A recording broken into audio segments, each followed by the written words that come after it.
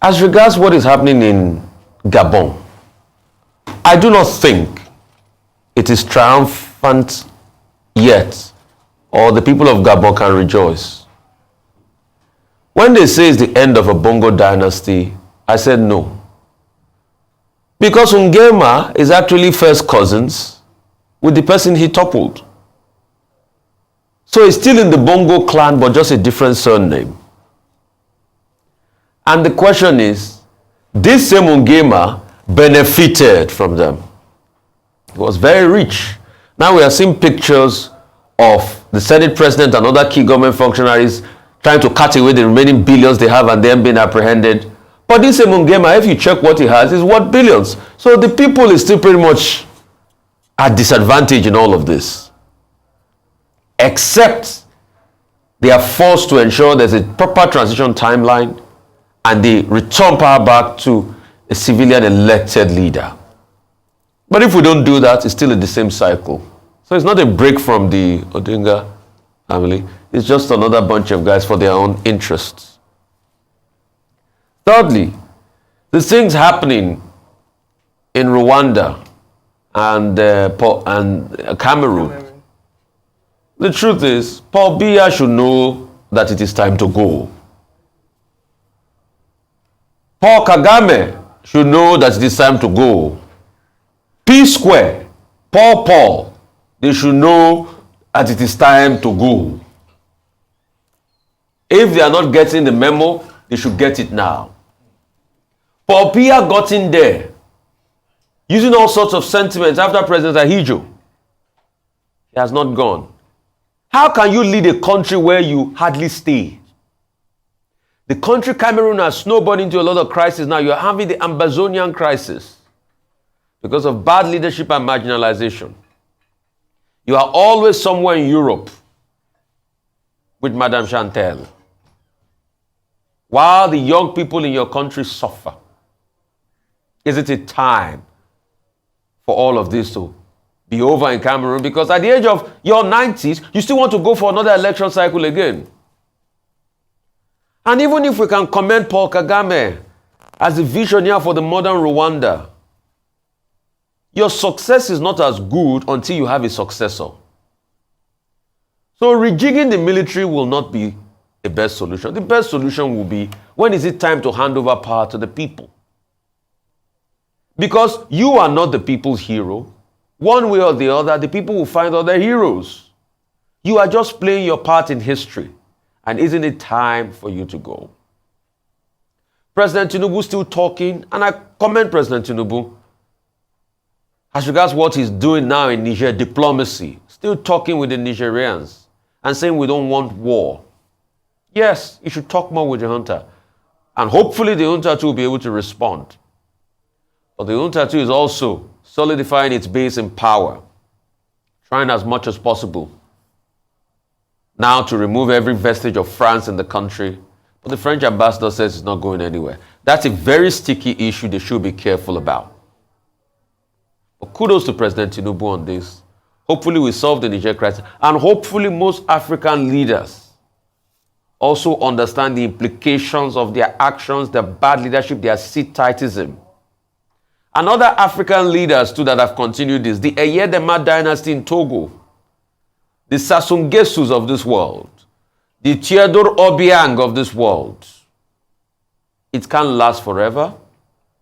We all saw what happened to Bouteflika. And Bouteflika thought he could be in Nigeria forever. It cannot last.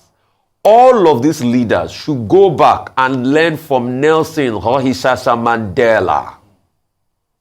When Mandela took power after being in incarceration for 27 years, Mandela could have chosen to be life president of South Africa. But have they ever asked why Nelson Rolihlahla Mandela said, I'm not the hero alone, and he did one term and he left?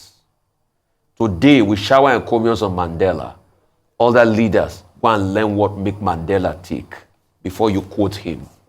Good morning. Okay, first, let's start with Niger. Niger saying that they had expelled the French ambassador to Niger, having given him an ultimatum to leave the country, Well, France had responded to say that, look, what they have in Niger is an illegal government. But the reality is that Chiani and his group, they are the ones who are currently in charge of power in that country, while the AU and the rest of the international community is trying to find a solution to the unconstitutional takeover of power in that country. However, it's a matter of diplomacy. The 1961 Vienna Convention on Diplomatic Relations, 1961, that is, Article 9, says that a receiving state can declare a diplomat in a particular country a persona non grata. A persona non grata means that diplomat is no longer welcome in that particular jurisdiction, and that the state will not be responsible for anything with regard to the diplomatic immunity that diplomatic and consular officers are entitled to. So technically, what the guys in charge in Niger have done is to say this particular representative of France in Niger can no longer enjoy any form of immunity. It's also an indirect way of saying his safety cannot be guaranteed under the Vienna Convention on Diplomatic and Consular Relations. So effectively, I think France will have a responsibility to worry about the safety of their diplomat in Niger, because you cannot impose, as a sending state, a diplomat on a receiving state. And you cannot insist on keeping your diplomat there against the wish of the receiving state. And the receiving state, in fact, needs not to give any explanation. And that is why you see that the Nigerian authorities have refused to give any explanation. So that is that about Niger. And in conflict situations such as this, as you have seen between Russia and Ukraine, and also between the United States and Ecuador, at a particular point, a diplomat can be expelled. That is that about that. So it's not about grandstanding and saying, we are France, we want to keep our man there by force. Now, two, the reaction from Paul Kagame, who has retired 83 senior military officers and immediately replaced them. 83. And also the old man in Cameroon, Paul Biya, who suddenly regained life and also decided to retire senior military officers. Paul Biya has been in power for about 41 years. One of those sit-tight leaders in Africa who keep staying on and changing the constitution. Paul Kagame has had to change the constitution in Rwanda that will keep him in power till 2034. He has been there, he has been in power there for about 27 years, but he still wants to say till 2034. And now, having seen what President Tinubu described as autocratic contagion, or what he described as the copycat syndrome that seems to be emerging with regard to unconstitutional takeover of power, those persons who think that they too may be affected are quickly moving fast to prevent any kind of contagion in their own areas. But will it protect them? Because as we have seen in Mali, as we have seen in Guinea, Conakry, as we have seen in Niger, also in Chad twice, the persons who organize these schools, they are usually persons in charge of special forces. In Mali, Assimi Goita was head of the special forces. In Gabon, as you are seeing now, the man there, is the head of the Presidential Republican Guard. So these are persons who have direct access to the president. And so, in the case of the Rwandese president, Paul Kagame and Paul Biya, it will appear that the statement is true after all, that the guilty are afraid. The reason why African leaders don't have to panic like that is for them to provide such good governance so that they can be kept in place by the goodwill and faith of their own people. Now, Nigeria is not left out. Yesterday, we were told that the GOC 81 Div of the Nigerian army, was telling the troops that anybody who is not loyal to President Tinubu should just leave the armed forces, and that they must show loyalty, discipline, professionalism, fine, good talk. But the only objection I have to his statement is that he kept talking about you must be loyal to President Tinubu. No, the Nigerian Armed Forces, it's not about loyalty to a person. It's about loyalty to the Nigerian Constitution. It's the constitutional order we are talking about here, not about individuals. Because when the general was going on, you must be loyal to President Tinubu and all that. No, the Nigerian military must be loyal to the Constitution. And the only way of changing power that the Constitution of Nigeria recognizes is through the ballot box. And that is why the coup in all these other African countries, the coups are being condemned because they go outside the framework of the Constitution. Now, beyond all of this, is President Tinubu's further intervention, meeting with the Nigerian Council of Islamic Affairs and urging them to keep mediating in the crisis in Niger. Well, that's fine, because in any case, the needful had been done in terms of condemning military intervention in that country, but it is good to see that the ECOWAS chairman, who doubles also as Nigerian president, is now telling us that, look, the option of negotiation, mediation, has not been ruled out. The coup makers in Niger, they say they want to stay for 3 years. The Algerians have intervened through their foreign minister, who has put a proposal on the table recommending a 6-month transition plan. So, well, would a 6-month transition plan be acceptable? These are part of the questions in the air. But the African Union has taken the usual programmatic step of suspending Gabon, from the African Union. Well, they did the same thing with Mali. African Union did the same thing with Niger, right? Now they've done the same thing with Gabon. But the question to ask is, look, yes, the AU Commission can make pronouncements through, its chairperson. The African Peace and Security Council of the, or Committee of the African Union can talk about the constitutive acts of the African Union, but why is it that the AU has become so ineffectual in changing the trend of, a reckless usurpation of power in one African country to the other? These are issues that are still on the table. But the bigger consensus, of course, is that nobody agrees in any way with any form of violent disruption of the constitutional order in Africa. Because as you have seen now, it has led to a copycat syndrome that is even making the sit-tight leaders very uncomfortable. I hope they will get their lesson here, that one, you don't violate the electoral process and impose your will on the people. You allow institutions to work. Two, that you don't tamper with the constitutional term limits, as Paul Kagame has done, and as has also been done in Cameroon. That three, sovereignty belongs to the people, not to the big man who thinks that, he's in power, he can keep perpetuating himself in power at the extent, at the expense, to the negative interest of the people that they are supposed to serve. Well, just as has been mentioned, let me start with the area of the reshuffling by the president of Rwanda and the president of Cameroon. And as has widely been said, and analysts have observed, is that it's a response to the coups that have happened, 8 in number already, especially for countries that were colonized by the French.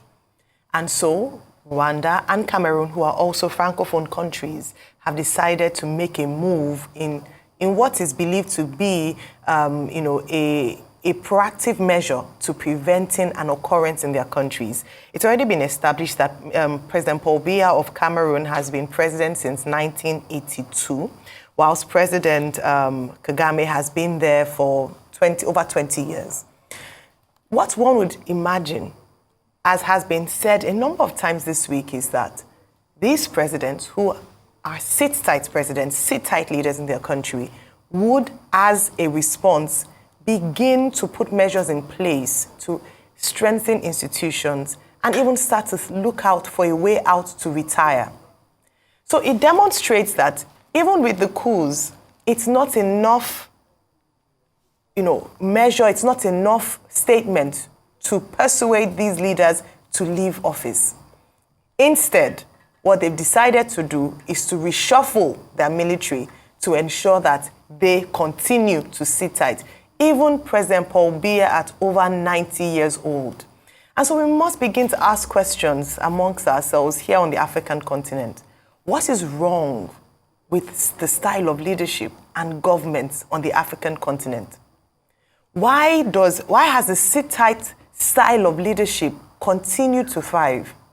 It's because of things like this, where a president or a leader who is democratically elected in many cases, in fact, if you look at many of their elections, let's even talk about that, they're usually marred with irregularities. So the process to gaining power in itself is flawed.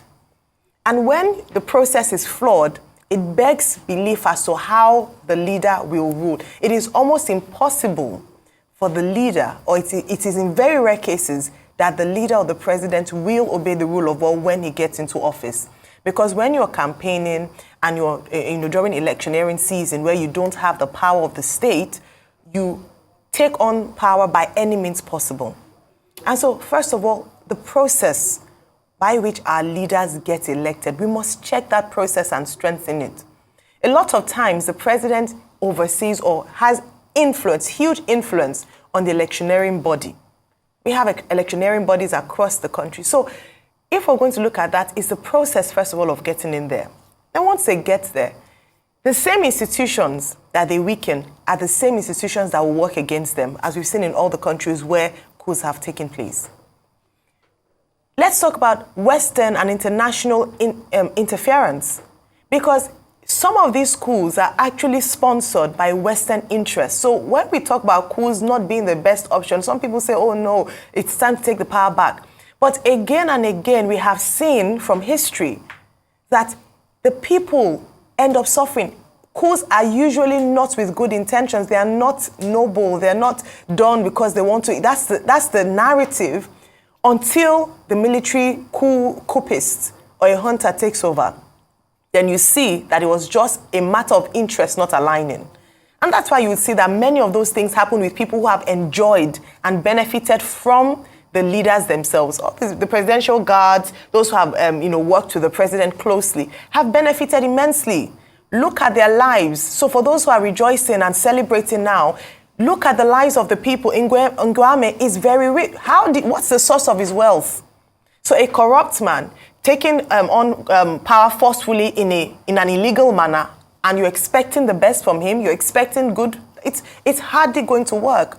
And so the people must then insist that the leaders that they elect strengthen institutions and obey the rule of law. That's why we keep talking about it. And when, in some cases, when we talk about strengthening institutions, the judiciary, the legislature, and the other arms of government, people say, oh, it's attacking the present-day government. No, it is protecting the nation. It is protecting nations such that we don't have incidents like this. And so the response from these leaders demonstrates that they are not yet serious about the issue of governance and democracy in their countries. They are looking for ways to ensure that they continue to perpetrate illegality. That is what this has demonstrated. It is not done in the interest of the people. It is not done in the interest of the country. It is done for self-interest, so that they bring their loyalists closer and they continue to reign, because it's no longer governance. It is reigning. It is a monarchy. Even if, like in the case of Rwanda, the country, analyzing it, it looks like President Paul Kagame has done quite well in terms of governance, but well is relative. Good governance is relative. Yes, compared to other parts of Africa, Rwanda seems to be working. But if the fundamentals are not in place, no matter how great the system is, it means that there's potential abuse without any way to check and balance his leadership. So these are some of the issues. Now, of course, when these coups happened, countries like Equatorial Guinea will be concerned. Countries like Cameroon will be concerned. Countries like the Republic of Congo will be concerned because these are These are countries where the leaders have continued to sit tight in government. So just to mention that the reshuffling, of course, it shows that they are concerned, but it also shows even deeper that these leaders are still not willing to learn or allow democracy to thrive in their nations. Then moving back to the people's responsibility. Oftentimes, what is called democracy in Africa, in many countries in Africa, is actually there's a concept of electocracy, whereby the people are only involved in government during election season. So they need you, and you just see it play out in many African countries. The people are just there so that when it's time for an election cycle, their thumbs are printed on the ballot, or they cast their ballot, and then, bye-bye, see you later, 4 years, we'll talk again. The people are not involved in the process of governance. The people are not consulted. It's not government for the people, by the people, for the people. It is government elected by the people for the elites. So we need to rethink the democracy that we practice on the African continent. That's something else. And the people, the office of the citizen being the most powerful office, must begin to take its position. Active citizenship. Begin to hold your elected leaders to account. A number of people don't know who their local government chairmen are, don't know who their representatives are. The only thing they know is when it's 4 years' time, you find a way to ensure that you are settled during elections, and we'll see you in 4 years' time. Democracy will not thrive in these conditions. And just to say finally, with regards to the Niger situation, again, it's great kudos to the president, that's President Bola Tinubu, and the chairman of ECOWAS in terms of saying that they would explore all diplomatic options. It means that he's listening. It means that the agitations of the people living in the north, the Muslim community, and other leaders he's listening to what people are saying, and that's quite critical and important. What we are hoping, though, is that after negotiations and after conversations and dialogue, Niger will be willing to partner on this diplomatic route, because it doesn't look like it currently. He already talked about the fact that war doesn't benefit anyone, citing the example of Ukraine, citing the example of countries who are in war situations. So it is important to know that for those who push the narrative of let's go, military action, we have to go to war, war is not the option. War is not an option in this case, has been said. It's too expensive, we can't afford it, humanitarian crisis on our hands. And so we are hoping that the president will continue to explore the diplomatic channels.